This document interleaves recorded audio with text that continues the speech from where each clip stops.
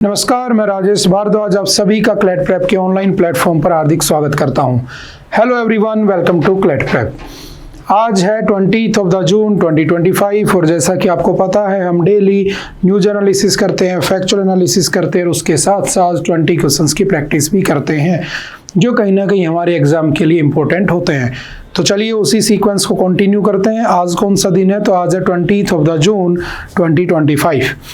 तो चलते हैं आज की न्यूज़ पर चलने से पहले आज के 20 जून को क्या सेलिब्रेट किया जाता है? तो सिंपल सा याद रखना, आज के दिन हम सेलिब्रेट करते हैं वर्ल्ड रिफ्यूजी डे। ठीक है, यानी कि जो रिफ्यूजी हो जाते हैं, जो कहीं दूसरी देश में जाके शरण लेते हैं, शरणार्थी जिन्हें कहा जाता है, हम उनके साहस को, उनके कोरेज को अप्रिशिएट करने के लिए क्या करते हैं, उनके लिए कौन सा डे सेलिब्रेट किया जाता है? तो सिंपल सा याद रखना, वर्ल्ड रिफ्यूजी डे सेलिब्रेट किया जाता है। ठीक है, और आज एक बहुत अच्छा आर्टिकल भी इसके अंदर दे रखा है, हम उसको भी आगे चल के डिस्कस करेंगे। तो चलिए इसी के साथ बढ़ते हैं आज के इम्पोर्टेंट न्यूज़ के ऊपर। ठीक है, पहली न्यूज़ आती है हमारे सामने। देखो, ये वाली जो लड़ाई है ना, काफ़ी टाइम से चल रही है। आप जानते हो ईरान इजराइल, ठीक है, जो आपका ईरान है, इजराइल है, बेसिकली इनके बीच की लड़ाई का रीज़न क्या है? तो याद रखना, एक तरफ है इजराइल, ठीक है, इजराइल जिसको कह देते हैं, एक तरफ है ईरान। ठीक है, वो लैंग्वेज का फ़र्क है, कोई कुछ बोलता है, कोई कुछ बोलता है। तो एक इजराइल है, दूसरा आपका ईरान है। ठीक है, और इन दोनों के बीच में जो लड़ाई का जो मेन डिस्प्यूट है वो क्या है? रिलीजन। ठीक है, रिलीजन। ये जो लोग हैं ये क्या है यहाँ पर बेसिकली? तो ये है आपके यहूदी यानी कि जूस। ठीक है, और ये जो आपके हैं ये कौन है? तो ये है बेसिकली आपके कौन? आपके मुस्लिम्स। और मुस्लिम्स में भी दो तरह के मुस्लिम्स होते हैं, आप जानते हैं, एक शिया और सुन्नी। तो ये बेसिकली शिया मुसलमान है। ठीक है, और ये इस बात के लिए लड़ रहे हैं कि जो इजराइल है, बेसिकली जो इजराइल है, पहले इजराइल इस दुनिया में एग्जिस्ट ही नहीं करता था, है ना। आपको पता होना चाहिए, जब फर्स्ट वर्ल्ड वॉर हुआ था उसके बाद से जो आपका कैनान वाला रीजन था उसको रेगुलेट कौन करता था? फिलिस्तीन वाले रीजन को तो यूके उसको कंट्रोल करता था, यूनाइटेड किंगडम। ठीक है, लेकिन जैसे सेकेंड वर्ल्ड वॉर होता है तो सेकेंड वर्ल्ड वॉर के बाद वो जो रीजन था वो एक ट्रीटी से किसको दे दिया गया था? अमेरिका को। और अमेरिका ने दुनिया भर के जो यहूदी लोग थे उनको उठाया और पैलेस्टाइन के अंदर एक जगह बनी हुई जिसे हम फिलिस्तीन कहते हैं, उस फिलिस्तीन के अंदर उन लोगों को लाकर बसा दिया। तो मैंने कह दिया ये पूरा क्या है? पैलेस्टाइन। और ये आपका क्या बना हुआ है? पूरा का पूरा यहाँ पर इजराइल बसा दिया गया। और इजराइल बस जाता है कब? तो इजराइल की फॉर्मेशन होती है 1948 में। और जैसे जैसे इजराइल बसता है धीरे धीरे अपने आप को एक्सपेंड करना शुरू कर देता है। और ये यहाँ पर जो मुस्लिम लोग हैं इनको मारते मारते मारते मारते लगभग इसने पूरे पैलेस्टाइन को कब्जा लिया। और थोड़ा सा हिस्सा बचा है जिसे गाजा कह देते हो, वेस्ट बैंक कह देते हो, बाकी पूरा पैलेस्टाइन इसने ले लिया। और यहाँ पर एक जगह बनी हुई है जिसे कहा जाता है यरूशलेम। ठीक है, और जो यरूशलेम है बेसिकली इसको याद रखना, जो पैलेस्टाइन है वो भी अपना होली पैलेस मानता है, जो आपके यहूदी हैं वो भी होली पैलेस मानते हैं। उनको लगता है कि हमारे भगवान भी यहाँ से स्वर्ग गए थे, उनको लगता है हमारे पैगंबर भी यहाँ से स्वर्ग गए थे। तो जो यरूशलेम है बेसिकली, जो पैलेस्टाइन है वो भी उसे अपनी कैपिटल मानता है, आपका जो इजराइल है वो भी उसे कैपिटल मानता है। तो इजराइल की ऑफिशियल कैपिटल कौन सी है? तो याद रखना यही है, यरूशलेम। ठीक है, 1980 में उसने एक एक्ट पास किया था, उसके बाद से इसे ही अपनी कैपिटल मानता है। हालांकि उसके काम कहाँ से होते हैं? तो तेल अवीव से उसके काम होते हैं। ठीक है, बाकी वो वहाँ पर एक सबसे लार्जेस्ट एरिया है, लार्जेस्ट सिटी है उसकी तेल अवीव, जहाँ से वो ऑपरेट करता है। हालांकि वो कैपिटल अपनी यरूशलेम ही मानता है। तो लड़ाई किस बात की है? तो लड़ाई बेसिकली जो उनके बीच में चल रही है वो रिलीजन के नाम की है। अब उन्होंने मुसलमानों का कत्लेआम किया, उन्होंने मुसलमानों को हटाकर उस जगह को कैप्चर कर लिया। क्यों किया? क्योंकि उनके रिलीजन में लिखा हुआ है कि जो ये कैनान है, याद रखना, इस पैलेस्टाइन को पहले कैनान कहा जाता था। ये जो कैनान है it was said by Allah to Abraham. Abraham को कहा था अल्लाह ने। देखो, अब्राहम जो थे उनके 3 बच्चे थे, एक था आइजैक, एक था इजरा, इस्माइल और एक और था। ठीक है, तो जो इस्माइल वाले बच्चे थे वो मुसलमान बन गए, जो आइजैक वाले बच्चे थे मतलब कि उनकी पीढ़ियों में आगे चल के वो यहूदी बन गए। तो प्रॉमिस किसके लिए किया था अल्लाह ने? किसको देना है? तो आइजैक को, बट ये दे दिया इस्माइल को, यानी कि मुसलमानों को। तो उनकी ग्रंथों में ऐसा लिखा है। तो इनको अब क्या चाहिए था? पूरा अपनी जगह चाहिए थी, पहले इनके पास थी नहीं, क्योंकि जब सेकेंड वर्ल्ड वॉर से पहले जो हिटलर था वो बड़ा परेशान किए हुए थे इन लोगों को, तो ये पूरी दुनिया में इधर उधर जाकर बस गए। सेकेंड वर्ल्ड वॉर में इन्होंने अमेरिका की हेल्प की, खूब पैसा दिया उन्हें, और पैसा देने के बाद अमेरिका ने कहा ठीक है हम तुम्हें वो जगह दे देते हैं। और अमेरिका ने सेटलमेंट करके छोटी सी जगह किसको दे दी? 40-45% के आसपास एरिया दे दिया पैलेस्टाइन का इजराइल को। और इजराइल उसके बाद उस इलाके में आके बैठ गया और धीरे धीरे उसके ऊपर अमेरिका का हाथ रहा और धीरे धीरे एक्सपेंड करते करते करते करते आज ये हालात पहुंच चुके हैं। और वो अगल बगल की मुस्लिम कंट्रीज से लड़ता रहता है, लेकिन फिर भी जीत जाता है। क्यों? क्योंकि अमेरिका का साथ है उसके साथ। अब क्या हुआ, अभी वहां का जो ईरान है ना, हालांकि हम इसके ऊपर एक MIT डिस्कस करेंगे, थोड़ा शॉर्ट में समझ लेते हैं। तो ईरान है, पहले उसका बहुत खास मित्र हुआ करता था, किसका? अमेरिका का। पर धीरे धीरे जब उसके यहाँ पर ऑयल वगैरह की डिस्कवरी हो जाती है ना पेट्रोलियम क्रूड ऑयल मिल जाता है, और धीरे धीरे वहाँ के लीडर्स चेंज होते हैं, और वो जब इजराइल के अगेंस्ट जाने लगते हैं तो अमेरिका उससे अपना नाता तोड़ लेता है। अब हालात ये चल रहे हैं, अभी शॉर्ट में समझ लेते हैं। अब हालात इतने चल रहे हैं कि ईरान जो है वो इजराइल को खत्म करना चाहता है। बट ईरान खत्म कर सकता है, बट ईरान के पास क्या नहीं है? तो आप कहोगे सर इजराइल के पास बहुत स्ट्रॉन्गेस्ट पावर है। ऐसा कुछ नहीं है। वो सब एक, मैंने कहा था ना, इंडिया की इमेज बना दी गई है कि इंडिया चाइना से नहीं जीत सकता है, इंडिया चाइना के आगे कुछ नहीं है। सिमिलरली एक माउथ है ना, वर्ड ऑफ माउथ फैला रखा है।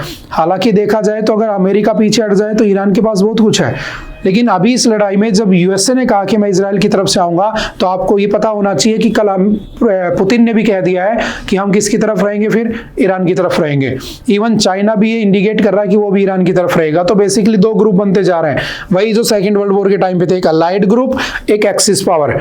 तो अमेरिका और नाटो पूरा एक ग्रुप है, रशिया, चाइना, ठीक है, और आपका इंडिया दूसरा ग्रुप है। बीच में इंडिया खड़ा है। इंडिया किधर जाएगा पता नहीं है ना, ईरान उसके साथ है, तो इंडिया इधर भी जा सकता है, इधर भी जा सकता है। हमारे लिए बड़ी प्रॉब्लम हो रही है, समझ गए? तो हम ना उधर साथ देते हैं ना उधर साथ देते हैं। अगर ट्रम्प की हाँ मिलाते हैं तो पुतिन साहब नाराज हो जाते हैं, ट्रम्प की ना में ना करते हैं तो ट्रम्प कह देता है लड़ाई मैंने रुकवाई थी, फिर वो अपनी मनमर्जियां करने लगता है। तो ये बीच में सिचुएशन चल रही है, ठीक है, देखते हैं। अभी चल रहा है, कंटिन्यू चल रहा है, कुछ होगा तो पक्का देख लेंगे उसको, ठीक है। बस हुआ क्या है कि इजराइल ने कहा है कि ये जो लीडर है अभी है ना, खमेनी, इसको खत्म होना जरूरी है। अगर ये मर जाएगा तो ये पूरा रिवॉल्यूशन ही खत्म हो जाएगा, ठीक है। देखते हैं आगे होता क्या है, ठीक है। कोई कुछ नहीं कह सकता कौन सही है दोनों में, कौन गलत है, ठीक है। सबकी अपनी आइडियोलॉजीज है। नेक्स्ट है, officials blamed for the slip hold handling of जज कैश केस। देखो हुआ क्या था, जो आपके जस्टिस वर्मा थे, है ना, उस जस्टिस वर्मा के घर में मार्च के महीने में पैसा मिला था, है ना, काफी बार हमने पढ़ा है, तो मैं शॉर्ट में निकल जाता हूँ आगे। और जब पैसा मिला था बहुत सारा, तो किसी ने उस पैसे की शिकायत पे ध्यान ही नहीं दिया, किसी ने FIR तक नहीं की, ठीक है। जो ऑफिशियल्स थे जिनको ये बात पता थी, उन्होंने कोई कुछ एक्शन ही नहीं लिया। और जब उसके घर में 50 करोड़ रुपए थे, तो डेफिनेटली उसको चाहे ना पता, उसके घर वालों को तो पता होगा। और ऐसा हो ही नहीं सकता तुम्हारे घर में इतने पैसे और तुम्हें पता ही ना चले। तो ये केस बढ़ता ही जा रहा है। और मैंने कहा था कि आज तक किसी भी जज को, सुप्रीम कोर्ट का जज हो चाहे हाई कोर्ट का जज हो, उसको आज तक पोस्ट से नहीं हटाया गया है। और उनको हटाने के आर्टिकल्स भी हमने काफी बार डिस्कस किए हैं। आर्टिकल 124 का 4, ठीक है, और आर्टिकल 217, ये होता है हाई कोर्ट, सुप्रीम कोर्ट के लिए, ये होता है हाई कोर्ट के लिए। तो इसके ऊपर अभी प्रोसेस चल रही है। दो कंडीशंस होती हैं हटाने की, एक होता है मिसबिहेव और दूसरा होता है आपका इनकैपेबल। अगर ये दो कंडीशन फुलफिल हो जाती हैं, फिर ये बात जाती है लोकसभा में, राज्यसभा में, यानी कि पार्लियामेंट में। और अगर वहां पे लोकसभा के 100 मेंबर और राज्यसभा के 50 मेंबर अगर एग्री कर जाते हैं कि हाँ भाई इस आदमी ने किया था करप्शन, पैसा खाया था इसने, या करप्ट है ये आदमी, तो उसके बाद प्रेसिडेंट एक काउंसिल बनाता है और उसके बाद इस आदमी को या उस आदमी को पोस्ट से हटा दिया जाता है। हालांकि आज तक किसी को नहीं हटाया गया है। तो ये जो न्यूज है वो तुम्हारे एग्जाम के पॉइंट ऑफ व्यू से मोस्ट इंपोर्टेंट हो जाती है, ठीक है। चलते हैं थोड़ा सा नेक्स्ट। अभी जब आपका 21 जुलाई से जब आपका मानसून सेशन बैठेगा, याद रखना 3 सेशन होते हैं, budget session, monsoon session, winter session. सबसे बड़ा कौन सा होता है? Budget session. सबसे छोटा कौन सा होता है? विंटर सेशन, ठीक है। तो अभी जो मानसून सेशन बैठने वाला है 20-21 जुलाई से, उसके अंदर इनके ऊपर चर्चा होगी और मे भी अगर एग्री हो जाते तो इनको हटाया भी जा सकता है।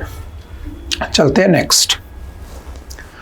Exiting refugee status getting back dignity. समझना, अगर कोई किसी, आज देखो वर्ल्ड रिफ्यूजी डे भी है, ठीक है, हमने पढ़ा था स्टार्टिंग में, आज वर्ल्ड रिफ्यूजी डे है। जो रिफ्यूजीज होते हैं, जो शरणार्थी होते हैं, देखो कोई अपनी मर्जी से नहीं भागता है।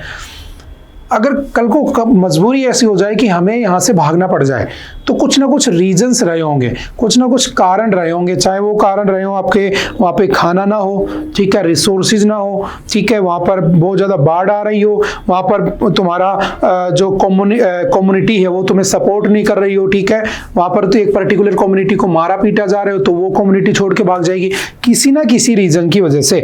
चाहे नेचुरल रीजन हो, चाहे वो आपके सोशल रीजन हो, चाहे आपके पॉलिटिकल रीजन हो, किसी भी रीजन से अगर कोई आदमी अपनी जगह छोड़कर निकलता है तो हम उसे क्या कह देते हैं? ये क्या है? रिफ्यूजी है।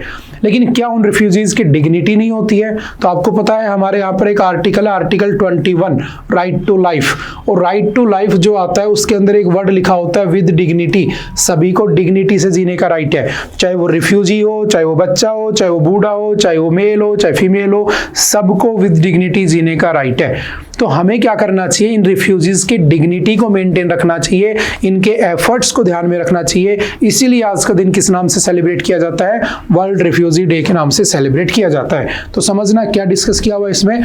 Two recent unrelated developments, one in India and other one in the Sri Lanka, have brought into focus the issues of the repatriation and the local integration of Sri Lankan refugees who have been living in Tamil Nadu for over 30 years. हुआ क्या कि दो ऐसे case हुए देखने को मिले जिसमें रिफ्यूजीज के साथ बुरा हुआ। एक केस ये था कि एक आदमी यहाँ पर था, ठीक है, उसको एक केस आपका UAPA, unlawful activities prevention act, है ना, समझना, UAPA, unlawful activities prevention act, जो 1967 में आया था, ठीक है। ये जो आपका UAPA है बेसिकली, ये पहले किसके लिए होता था? किसी एक ऑर्गेनाइजेशन के लिए लागू होता था कि उसको अनलॉफुल एक्टिविटीज के लिए बैन किया जा सकता था, बट आगे चल के इसके अंदर हमने इंडिविजुअल को भी इंक्लूड कर दिया। किसी एक आदमी के ऊपर भी, इंडिविजुअल के ऊपर भी अनलॉफुल एक्टिविटीज का एक्ट लग सकता है। और इसका बहुत बार सरकार मिसयूज भी करती है ना, किसी भी आदमी को उठा के जेल में डाल देना और इसमें फिर 2 साल 3 साल 4 साल तक जेल में रख के फिर निकाल देती है उसको बाहर, तो वो मिसयूज भी होता है। हम कई बार पढ़ चुके हैं पहले। तो इस UAPA के एक्ट के अंडर में एक आदमी को पकड़ा जाता है, ठीक है, और पकड़ने के बाद उसकी सजा होती है 10 साल। उस सजा को सुप्रीम कोर्ट ने उसकी सेंटेंस को रिड्यूस कर दिया होता है फ्रॉम 10 years to 7 years, ठीक है। The convict who had given an undertaking to the high court that he would leave India on completion of the sentence had approach the supreme court.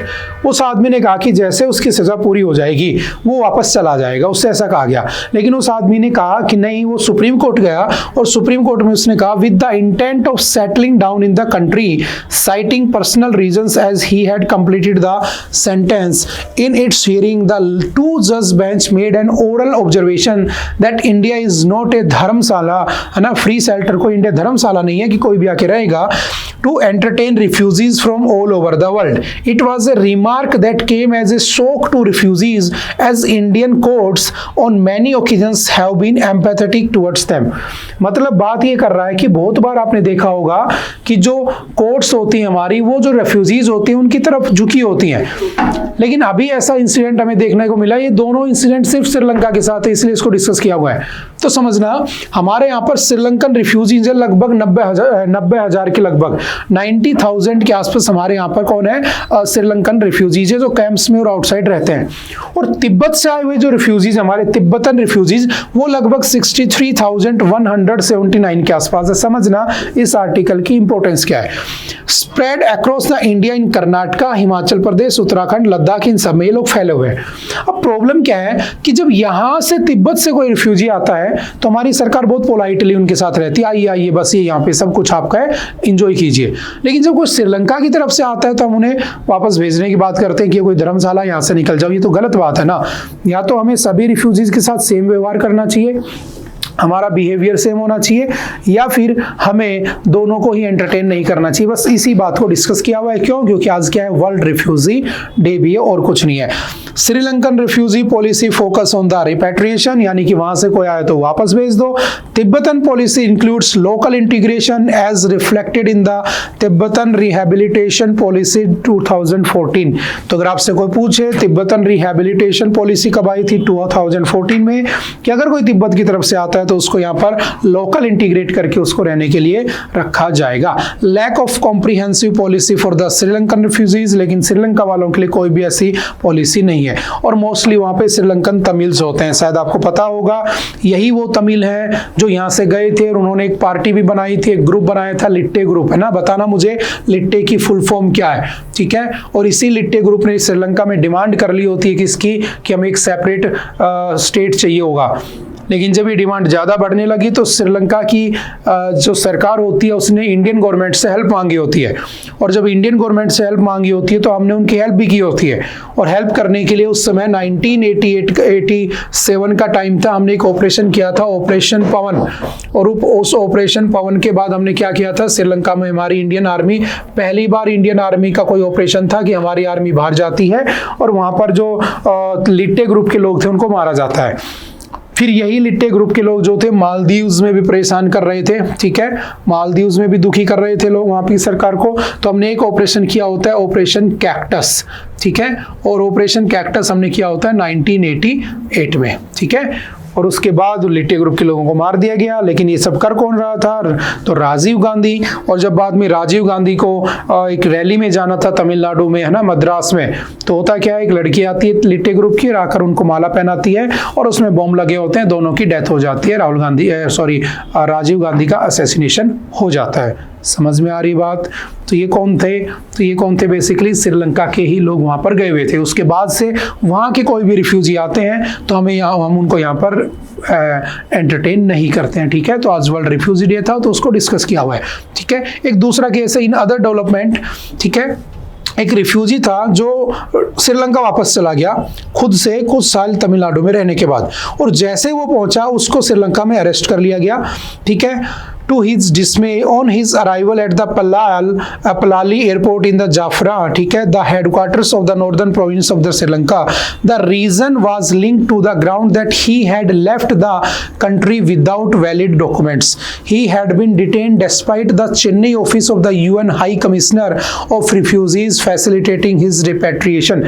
मतलब जब वो आदमी भारत में आ गया तो हमारे यहाँ पर चेन्नई में एक ऑफिस बना हुआ है, यूनाइटेड नेशन के हाई कमिश्नर ऑफ रेफ्यूजीज का, उसने जब उसे वापस जाने के ऑर्डर दे दिए, उसके बाद भी श्रीलंका में जाने के बाद उसको क्या कर लिया गया, अरेस्ट कर लिया गया। तो एक कहानी घूम फिर कर यही आ रही है कि जो रेफ्यूजीज होते हैं उनको कैसे उनकी राइट्स को प्रोटेक्ट किया जाए, सरकार को उसके लिए क्या क्या करना चाहिए। तो आई होप कि आप कुछ बातें समझे होंगे।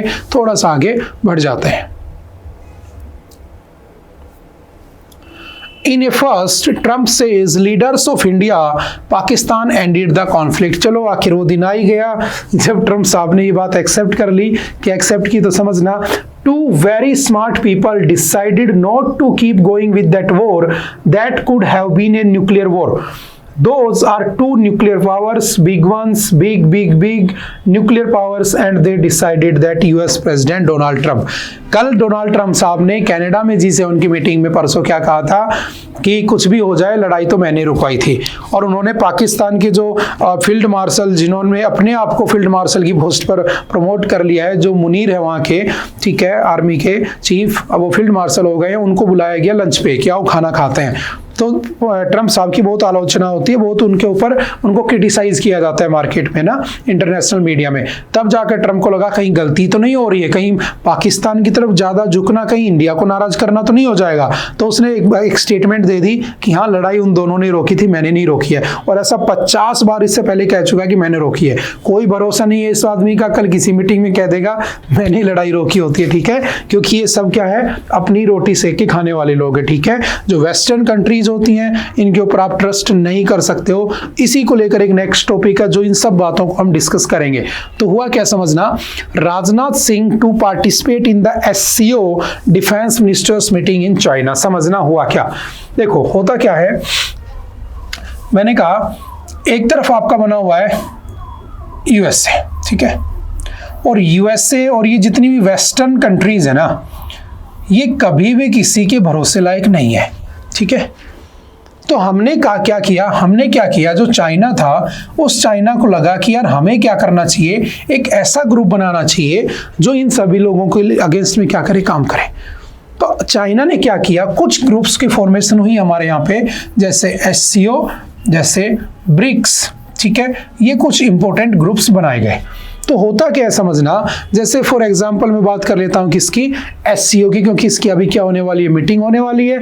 और इसको बनाया कब गया था, पहले इसके कुछ फैक्चुअल डाटा पढ़ लेते हैं, फिर मैं इसको आपकी कहानी समझाने की कोशिश करता हूं। ठीक है, इट वाज फाउंडेड इन 2001, इसको 2001 में बनाया गया था। इसमें मेंबर्स याद कर लेना, इंपॉर्टेंट मीटिंग है, एक ग्रुप आपके एग्जाम में डेफिनेटली आता है। पहले ब्रिक्स आया था, उससे पहले G7 आया था, कुछ भी आ जाता है तो प्लीज ध्यान से समझना।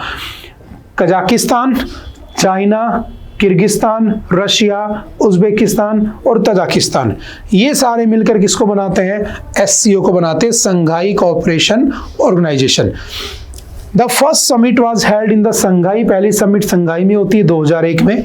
ठीक है, The SCO aims to promote cooperation and mutual support in areas such as trade, investment, energy, transportation and the security. इन सारे फील्ड के अंदर ट्रेड हो गया, इन्वेस्टमेंट हो गया, एनर्जी हो गई, ट्रांसपोर्टेशन हो गया, सिक्योरिटी हो गया, इन सब के अंदर हम क्या करेंगे, एक दूसरे के साथ बेनिफिट लेंगे। The Shanghai spirit is the core value of the SCO. ठीक है, जो ये डिसाइड हुआ था उसकी कोर वैल्यू कि हमें इन सारे पॉइंट पर बातें करनी है, हमें एक दूसरे से इन बातों पे लड़ना नहीं है। It is about mutual trust, हमें म्यूचुअल ट्रस्ट क्रिएट करना है, mutual benefit, equality, consultation, respect for the cultural diversities, pursuit of the common development among the SCO members. Official language क्या है इसकी, तो याद रखना इसकी रशियन और चाइनीज इसकी ऑफिशियल लैंग्वेज है। ठीक है, कौन कौन सी, आपकी रशियन, ठीक है, रशियन लैंग्वेज, ठीक है, और आपकी चाइनीज लैंग्वेज, ये इसकी ऑफिशियल लैंग्वेज है। 1996 में संघाई 5 नाम से पहले बना था, इसका नाम था किर्गिज, इसमें कजाकिस्तान था, चाइना था, किर्गिस्तान था, रशिया था और आपका तजाकिस्तान था। 2001 में इसमें ऐड हो जाता है उज्बेकिस्तान, इसका नाम हो जाता है संघाई कॉर्पोरेशन ऑर्गेनाइजेशन। ठीक है, एससीओ हो जाता है, पहले इसको एससीओ 5 कहा गया था। ठीक है, संघाई 5। बाद में 2017 में इंडिया और पाकिस्तान ने इसमें ज्वाइन कर लिया, तो इसमें टोटल मेंबर कितने हो गए, 8 मेंबर हो गए। ठीक है, लेकिन याद रखना 2023 में इसमें आ जाता है आपका फेवरेट ईरान, जो अभी न्यूज में चल रहा है, यही तो टॉपिक है डिस्कस करने का आज का। और 2024 में इसमें कौन आ जाता है, तो याद रखना बेलारूस, कौन आ जाता है, बेलारूस इसको ज्वाइन कर लेता है। अब समझना पूरी कहानी क्या है। तो अभी मीटिंग हो रही है कहाँ पे, एससीओ की, चाइना में। हमारे जो डिफेंस मिनिस्टर राजनाथ सिंह जी वहां पहुंचे। तो जो अमेरिका है ना, देखो एक है अमेरिका वेस्टर्न ग्रुप जो मैंने अभी लिखा था, एक है चाइना, रशिया और इंडिया। ठीक है, जिनको एक नया ग्रुप कहा जा रहा है RIC। ठीक है, रशिया, इंडिया, चाइना। तो इंडिया जो है ना, समझना इंडिया जो है ये यूएसए के साथ क्वाड का भी पार्ट है। आप कहोगे सर क्वाड क्या होता है, तो ये 4 देशों का ग्रुप बना हुआ है जो आपका 2007 में बना था। और इसमें 4 ग्रुप में कौन कौन है, तो याद रखना एक आपका इंडिया है, ठीक है, एक आपका जापान है, ठीक है, एक आपका ऑस्ट्रेलिया है और एक आपका यूएसए है। तो इंडिया इसका भी पार्ट है। इंडिया इधर एससीओ में भी बैठा है, संघाई कोऑपरेशन ऑर्गेनाइजेशन में भी बैठा है। तो जब इंडिया इन चाइना, रशिया के साथ मिलकर रिलेशन सुधारने की कोशिश करता है ना, तो ट्रंप इस बात से, यानी कि अमेरिका इस बात से नफरत करता है। और जब इंडिया ट्रंप की तरफ या अमेरिका की तरफ झुकने शुरू करता है ना, तो ये लोग हमसे नफरत करना शुरू कर देते हैं। तो हम बीच में फंसे हुए हैं, हम जाएं तो जाएं कहाँ, ना जाएं तो ना कहाँ ना जाएं। लेकिन करंट सिनेरियो ये चल रहा है, समझना कि देखो एक बात समझना, अमेरिका जो है ना आपका यूएसए, बेसिकली वो अपने आप में एक उस मोहल्ले का उस बदमाश की तरह है जो सबके ऊपर अपना रौब जमाता फिरता है। होता है ना, हर गली में, हर मोहल्ले में, हर इलाके में कोई ना कोई बदमाश होता है, जबरदस्ती का क्रेडिट जीवी और हर चीज उसको आनी चाहिए। तो कभी वो कहता है कि हम चाइना से कहता है चाइना तुम ऐसा करोगे मैं टैरिफ लगा दूंगा, उसने लगाए भी काफी हद तक, फिर कम भी किए। तुम ऐसा करोगे, तुम ईरान से तेल नहीं खरीदोगे, हमें प्रेशर दे रहा, क्यों नहीं खरीदे भाई, हमारी मर्जी जहां से खरीदे, लेकिन मजबूरी इसलिए खरीदना पड़ता है क्योंकि उसका डॉलर बड़ा स्ट्रॉन्ग है ना। तो हमने एक बार ये भी सोचा था कि इसके डॉलर को क्यों ना उड़ा दिया जाए, तो हमने एक बार सोचा था इसका डी-डॉलराइजेशन कर देते हैं। और हमने सोचा था जो ब्रिक्स ग्रुप है, अब देखो इसमें ब्रिक्स भी आ गया है, ठीक है, BRICS, Brazil, Russia, India, China, South Africa. शुरू में जब ये बना था तो इसका नाम था ब्राजील, रशिया, इंडिया, चाइना, इसे ब्रिक कहते थे। और ये बना था 2009 में। आगे चल के 2010 में इसमें साउथ अफ्रीका भी आ गया, तो ये ब्रिक्स बन गया। और ये देखो ब्रिक्स जो है ना, ये डेवलपिंग कंट्रीज का ग्रुप है, समझना पूरी कहानी को ध्यान से। ये डेवलपिंग या एमर्जिंग कंट्रीज का ग्रुप है जो डेवलप होना चाहते हैं। और G7 एक डेवलप्ड कंट्रीज का ग्रुप है, समझना। जो आपका G7 है वो डेवलप्ड कंट्रीज का ग्रुप है जिसकी मीटिंग हो रही है, जिसमें इंडिया बार बार एज ए गेस्ट बुलाया जाता है। लेकिन हम उनके बराबर नहीं है, हमारी औकात तो उनके बराबर की नहीं है अभी, है ना, हम इतने डेवलप्ड नहीं हुए। तो है क्या, G7 डेवलप्ड है, तो ये वेस्टर्न है सारे। तो इधर वालों ने सोचा यार हम भी एक बना लेते हैं, तो इन्होंने ब्रिक्स बना लिया। बोले हम सारे डेवलपिंग हैं अभी, ठीक है। और इसके अंदर ये सारे देखो, यहां भी इंडिया है, समझना आप, इंडिया यहां भी फंसा हुआ है। इंडिया G7 में जाना चाहता है, इंडिया इसमें फंसना चाहता है आकर कि मुझे भी इसमें मिला लो, हालांकि मिलाएंगे नहीं। इंडिया क्वाड में भी है ना, अमेरिका के तरफ भी बैठा है इंडिया, ठीक है, इसके साथ भी बैठा है, समझना पूरा रिलेशन। इंडिया जो है वो आपका SCO में भी बैठा है, जिसका कोर या सोल पर्पज क्या है, एंटी अमेरिका। अब समझना, जो ये है ना आपका अमेरिका, वो कभी नहीं चाहता कि ये वाले देश कभी भी डेवलप करें। तो इनको डेवलप ना करने के लिए इसने क्या कर रखा है, डॉलर को बड़ा स्ट्रॉन्ग कर रखा है। हमको लगा कि अगर इसको पीछे करना है तो इसके डॉलर को खत्म कर दो। तो हमने क्या किया, इसके लिए एक ब्रिक्स करेंसी लाने की बात कर दी। और उसके बाद जैसे ट्रम्प साहब प्रेसिडेंट बनते हैं, सबके ऊपर टैरिफ लगा देते हैं कि करो, अब तुम कैसे डॉलर को डी डॉलराइजेशन करोगे, नहीं करने दूंगा। ये उसकी एक चाल होती है। अब कभी वो कहता है, जैसे ईरान है ना, ईरान के जो रिलेशन है उससे अच्छे नहीं है, पहले बहुत अच्छे थे ना, एक थाली में खाते थे लोग, बहुत बेस्ट फ्रेंड हुआ करते थे, अब इनकी बिगड़ चुकी है। तो वो कहता है कि अगर तुमने ईरान से तेल खरीदा तो मैं सैंक्शन लगा दूंगा। क्यों भाई, क्योंकि वो बदमाश है ना, वो बदमाशी करता है। वो कहता है रशिया से कहता है कि अगर तुमने रशिया से तेल खरीदा तो सैंक्शन लगा दूं। क्यों नहीं खरीदूं, रशिया से खरीदना मुझे बहुत सस्ता पड़ रहा है, मैं तो खरीदूंगा। तो बेसिकली उसकी मनमर्जी, उसकी बदमाशी को खत्म करने के लिए ईस्टर्न जो कंट्री हमारी, जो एशियन कंट्रीज है बेसिकली ना, इन लोगों ने क्या सोचा, अपना खुद का अफ्रीकन कंट्रीज है। अफ्रीका में अब देख लो, अमेरिका जहां जाता है मनमर्जी करके आ जाता है, क्योंकि अब अफ्रीका हो गया, एशिया हो गया, तुम्हारा पाकिस्तान हो गया, बलूचिस्तान वाला रीजन हो गया, अफगानिस्तान हो गया, ये सारे के सारे मिनरल रिच हैं, इनके अंदर rare earth minerals, critical minerals भरे पड़े हैं। और अमेरिका वहां पर उन लोगों को प्यार करने नहीं जाता, उनकी जमीन के नीचे की चीजों को कब्जाने के लिए जाता है। और ये लोग समझते नहीं, क्योंकि ये बहुत गरीब देश है, इनको पैसा चाहिए होता है, अमेरिका पैसे का लालच दे देता है और वहां पर पहुंच जाता है, बाद में एक्सप्लोर करके निकल लेता है। तो इन लोगों ने सोचा कि यार हम अपने आप को कैसे बचाएं इस वेस्टर्न इन्फ्लुएंस से। दुनिया में एक बदमाश नहीं होना चाहिए, 2-3 बदमाश होने चाहिए ताकि मेंटेन रहे सब कुछ। तो रशिया बदमाशी करने की सोचता है, लेकिन रशिया आजकल कमजोर हो चुका है। तो रशिया और चाइना मिल गए। चाइना बोला मैं हूं तेरे साथ, ड्रैगन इज राइजिंग आपने सुना होगा, मैं साथ दूंगा।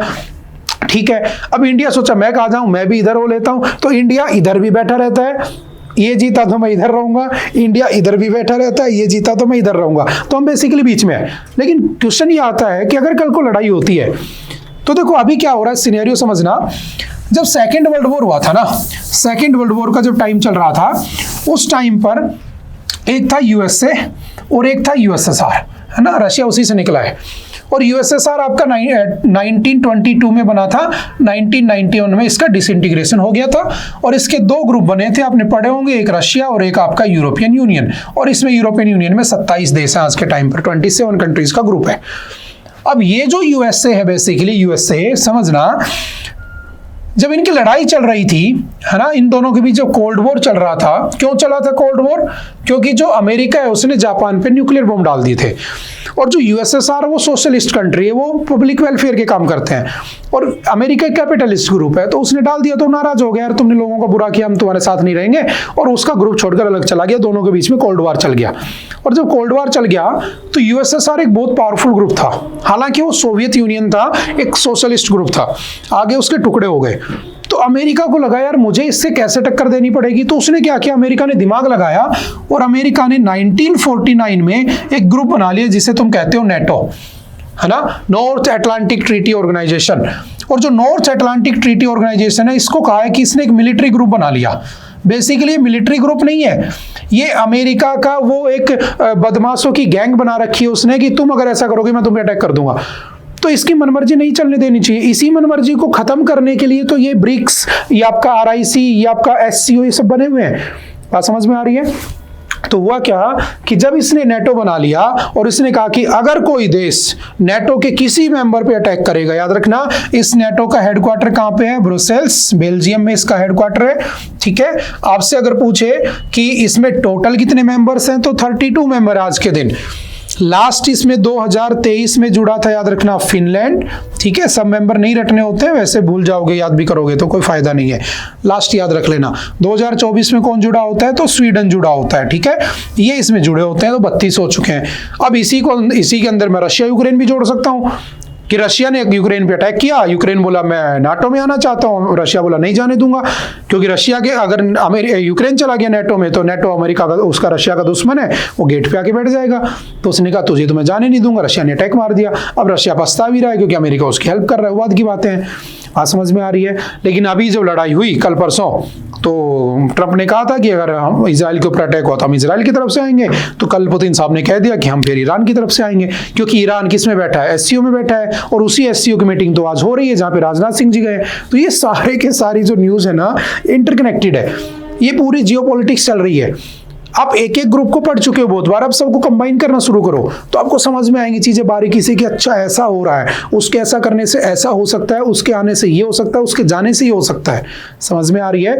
तो बेसिकली अभी जो दुनिया है दोबारा से पोलराइजेशन हो रहा है, दोबारा से आपके दो ग्रुप्स बन रहे हैं। कौन कौन से दो ग्रुप्स बन रहे हैं तो सिंपल सा समझना, कौन कौन से दो ग्रुप बन रहे हैं तो सिंपल सा समझना। फॉर एग्जाम्पल एक ब्रिक्स, अभी हमने डिस्कस किया था, Brazil, Russia, India, China, South Africa, ठीक है। ब्रिक्स में 10 कंट्री हो चुके हैं, लास्ट अभी इंडोनेशिया जुड़ा है, वो सब बातें हम पढ़ चुके हैं उसके अंदर, ठीक है। अब देखो जैसे कि एक आपका बना हुआ है कौन सा, आसियान, ठीक है, उसको भी हम डिस्कस कर लेंगे, पहले इस न्यूज पे आ जाते हैं तो दोनों को एक साथ निपटा देते हैं, ठीक है। हुआ क्या समझना, Russia wants US against military intervention in the Iran Israel conflict. अगर तुम बीच में आए तो हम आ जाएंगे, क्यों, क्योंकि अमेरिका को किस बात का घमंड है तो उसको नेटो पे नाज है कि मेरे पास नेटो है, और नेटो के चक्कर में ही रशिया और यूक्रेन का मैटर चला हुआ है। यूक्रेन उसमें जाना चाहता था, रशिया उसे जाने नहीं दे रहा था। तो अमेरिका रशिया के लिए यहां पे प्रॉब्लम क्रिएट कर रहा है। वैसे ये दोनों आपस में भाई भाई बने बैठे होते हैं, लेकिन यहां पर इन दोनों की लड़ाई चलती है, समझना बहुत ध्यान से। ये यूएसए है, ये कह रहा है कि मैं मिलिट्री एक्शन ले लूंगा किसके ऊपर, ईरान इजराइल कॉन्फ्लिक्ट के ऊपर, तो रशिया कह रहा है ऐसे कैसे ले लूंगा, हम भी तो बैठे हैं। जैसे एक बार हुआ था ना 1971 की लड़ाई, याद करो, जब इंडिया और पाकिस्तान की लड़ाई हुई थी, तो पाकिस्तान की तरफ से चाइना आ गया था, है ना, चाइना हमेशा से उसका चहेता रहा है, अमेरिका आ गया था, तब जाकर रशिया निकल के आया चुपचाप, उसने अपनी न्यूक्लियर सबमरीन खड़ी कर दी थी इंडियन ओशन में, है ना, बे ऑफ बंगाल में। बोला कि अगर तुमने भारत पे अटैक किया तो अटैक किस पे मान लिया जाएगा, रशिया पे अटैक मान लिया जाएगा, यूएसएसआर पे अटैक मान लिया जाएगा। तो अब भी कुछ ऐसा ही सिनेरियो हो रहा है। तो समझना, अगर अब देखा जाए करंट सिनेरियो में, जैसे इसके बगल वाली न्यूज भी पढ़ो, है ना, दोनों एक साथ लगा रखे है न्यूज़पेपर वालों ने भी, है ना। Putin C Jinping condemned Israeli strikes, call for a diplomatic solution. Even जो सी जिनपिंग है वो भी कह रहा है कि इजराइल ने जो अटैक किया था वो गलत किया था। मैंने कल आपको पढ़ाया था यूनाइटेड नेशन का जो आपका क्लोज जो आर्टिकल नंबर 51 है, जिसमें साफ साफ लिखा हुआ है कि आप जब तक किसी देश पर अटैक नहीं कर सकते जब तक वो तुम पे अटैक ना करें। तो डिफेंस में तुम अटैक कर सकते हो, लेकिन इजराइल ने तो बिना डिफेंस के कर दिया। कल ही हमने पढ़ा था, इजराइल बोला, जो उससे पूछा तो बोला कि मैंने इसलिए कर दिया कि वो न्यूक्लियर बॉम्ब बना रहा है, और अगर वो न्यूक्लियर बॉम्ब बना लेगा तो ये गारंटी है कि वो मुझ पर ही छोड़ेगा, वो जानता है इस बात को, और अगर उसका बन जाता है तो वो छोड़ेगा ही। अभी उसके पास नहीं था, हालांकि पाकिस्तान के पास भी। अब देखो तुम ये भी तुम एंगल समझना, पाकिस्तान ईरान का चहेता है, लेकिन पाकिस्तान भी उसे न्यूक्लियर बॉम्ब नहीं देता है, क्योंकि फिर उसको उधर से अमेरिका कंट्रोल करता है। अगर उसको दे दिया तो नुकसान तो चारों तरफ ही है ना, कल को गुस्से गुस्से में एक इजराइल पे मार देगा, एक अमेरिका पे मार देगा, बात खत्म हो जाएगी। और समझ में आ रही है। तो ऐसे सारे के सारे एक दूसरे को बांधे बैठे हैं, है ना। और इंटरेस्टिंग फैक्ट समझना, आपने कभी स्ट्रेट्स पढ़ी हैं? स्ट्रेट्स एक ऐसी बॉडी, एक ऐसा इलाका जो दो लार्ज वाटर बॉडीज को कनेक्ट करता है, या फिर दो जो आपकी लैंड सरफेस होते हैं उनको सेपरेट करता है, उसे हम स्ट्रेट कहते हैं। जैसे स्ट्रेट ऑफ हार्मुज, अभी ईरान पढ़ रहे हो तो समझना, हालांकि हम पढ़ेंगे। स्ट्रेट ऑफ हार्मुज ईरान के कब्जे में है, और वहां से लगभग 10 से 20% ऑयल सप्लाई होती है वर्ल्ड की, जिस दिन चाहे उसे ब्लॉक मार दें। चाइना को अगर तुम दुखी करना चाहते हो तो स्ट्रेट ऑफ मलक्का बंद कर दो, जो इंडोनेशिया और मलेशिया के बीच में है। चाइना का ट्रेड ही खत्म हो जाएगा, क्योंकि इधर साउथ चाइना सी से जाने के लिए उसको आसियान कंट्री से गुजरना पड़ेगा। आसियान से पहले उसकी लड़ाइयां चल रही है, तो उधर उसने स्ट्रेट ऑफ मलक्का को अपना करके रखा है कि अगर इधर से ट्रेड बंद हो गया तो इधर से कर लूंगा। बात समझ में आ रही है? तो ये पूरा का पूरा इंटरनेशनल रिलेशंस, डिप्लोमेटिक टाइज, ये सारी की सारी बातें आपको धीरे धीरे समझ में आने लगेंगी। ठीक है, समझ गए? तो ये लड़ाई ये चल रही है अभी। देखते हैं अभी इसमें क्या होता है क्या नहीं होता है। दूसरी तरफ ASEAN is an inter governmental grouping aimed at promoting political and the economic cooperation and regional stability among its members and other countries in Asia. ठीक है, इसके ग्रुप है Myanmar, Thailand, Cambodia, Singapore, Indonesia, Malaysia, Vietnam, Laos, Philippines and Brunei इसके सारे के member है। It was established in 1967 in Bangkok with the signing off the ASEAN declaration, जिसको Bangkok declaration भी कहते हैं। 5 मेंबर्स इसके फाउंडिंग मेंबर्स थे, Indonesia, Malaysia, Philippines, Singapore and Thailand. और इसका हेडक्वार्टर कहाँ पे है?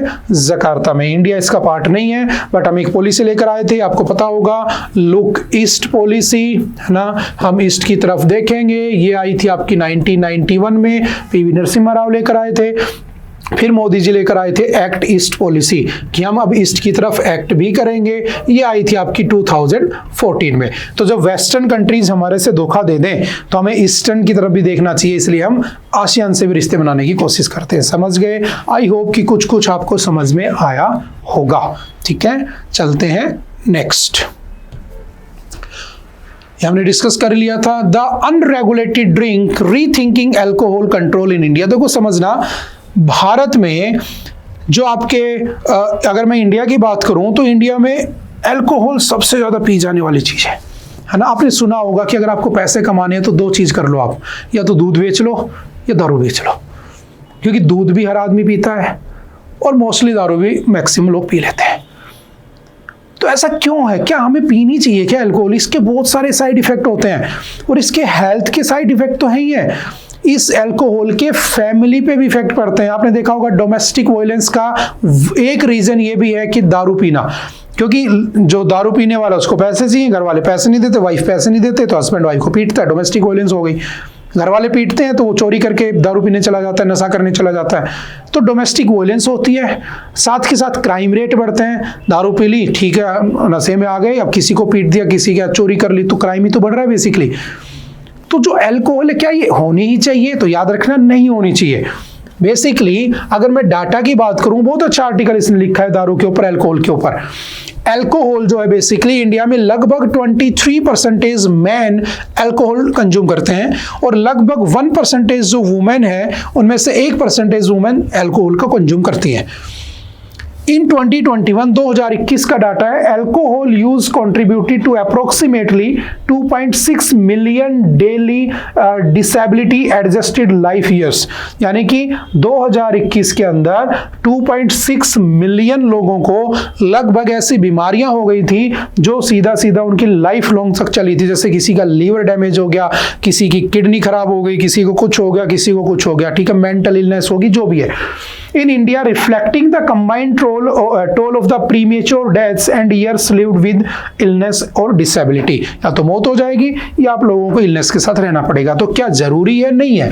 तो याद रखना, एक आर्टिकल है हमारे यहाँ पे 47 जो है सीधा DPSP का, directive principle of the state policy का आर्टिकल है, जो ये कहता है कि state will make provisions to ban the products that are injurious to health. वो प्रोडक्ट जो हमारी सेहत के लिए इंजूरियस है हमें नहीं यूज करनी चाहिए, जैसे अल्कोहल हो गया। तो याद रखना, दारू बंद होनी चाहिए, अल्कोहल बैन होनी चाहिए, आर्टिकल 47 में है और ये गांधीयन प्रिंसिपल में आता है ना। गांधी जी का सपना था कि भारत में दारू यूज नहीं होनी चाहिए, that is why it is included in the Gandhian principle. बताना मुझे कौन कौन से आर्टिकल DPSP के गांधीयन प्रिंसिपल में आते हैं। हालांकि मैं पॉलिटी में लिखवा चुका हूं, ठीक है, समझ में आ रही बात। और इससे लगभग भारत का हर साल 6.24 ट्रिलियन पैसा खर्च हो जाता है इससे रिलेटेड बीमारियों पर, इससे रिलेटेड चीजों पर। अब ये मत कहना कि सर जब कोविड-19 आया था तो भारत की इकोनॉमी को शराबियों ने संभाल रखा था। डेफिनेटली संभाल रखा था। 100 रुपए की बोतल वो 1000 में खरीद रहे थे, है ना। इकोनॉमी चल रही थी तुम्हारी, लेकिन उसका नुकसान भी तो हो रहा है ना। तो उसकी बात नहीं करनी है, ठीक है, वो सब हंसी मजाक की बातें होती हैं। आपसे पूछेगा किस स्टेट ने इसको इंप्लीमेंट कर रखा है, तो याद रखना बिहार, और गुजरात, इन दोनों स्टेट के अंदर अल्कोहल कंप्लीटली बैन है। ठीक है, इस बात को थोड़ा सा ध्यान रखना। और आजकल अल्कोहल को प्रमोट करने में देखो सरकार भी पीछे नहीं है ना। ये सब आर्टिकल्स छापे जाते हैं, बड़ी अच्छी बात है ना। कुछ लोग सुधर भी जाते होंगे, लेकिन दूसरी तरफ है ना ये बातें ठीक नहीं है। मैं वो बड़े बड़े पॉलिटिकल लीडर्स को देखता हूँ जब वो स्पीच दे रहे होते हैं ना, मैं नाम नहीं लूंगा है ना, वो स्पीच दे रहे होते हैं, आपने देखा होगा उनके पीछे ड्रीम 11 की ऐड चल रही होती है। एक तरफ वो एक ऐसी सोसाइटी को डेवलप करना चाहते हैं जो अपने आप को आगे बढ़ा सके, डेवलप्ड सोसाइटी बनाना चाहते हैं। दूसरी तरफ वो पीछे ड्रीम 11 की ऐड चल रही होती है उन्हीं की स्क्रीन के ऊपर, है ना, जिसके अंदर साफ साफ वो कह रहे हैं कि नहीं ये सब तो फालतू बोल रहा हूँ मैं, तुम तो जाकर बस टीम बनाओ, है ना, ये छोड़ो, टीम बनाओ। ऐड आती है ना वो वाला काम। तो सिमिलरली यहाँ पर होता है, ऐड ऐसी आती है। अब बताओ किंगफिशर सोडा की ऐड आती है, क्या तुम सोडा पीते हो?